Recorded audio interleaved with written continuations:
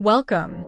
Feel like you can't make sense out of the drop ungraded or the treat ungraded as 0? Well then this video is for you. I will explain their differences and show you examples and best use cases. Let's go!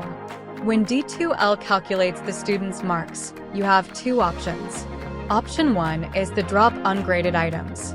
D2L does recommend that if you keep the option of automatically release final grade, to be sure to use this option for calculations as this will better reflect the student's current grade throughout.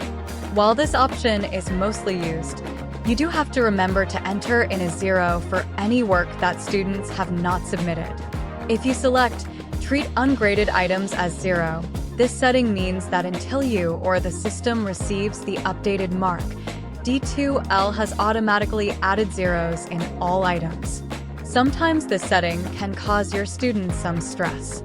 If you use this setting, just explain that as they submit work, their grade will be updated.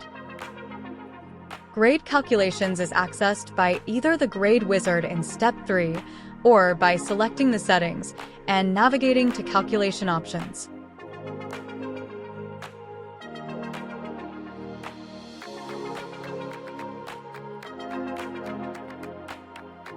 And there you have it. Hopefully you have a better understanding of the difference between drop ungraded and treat ungraded as 0. Be sure to check other videos in the series. Thanks for watching.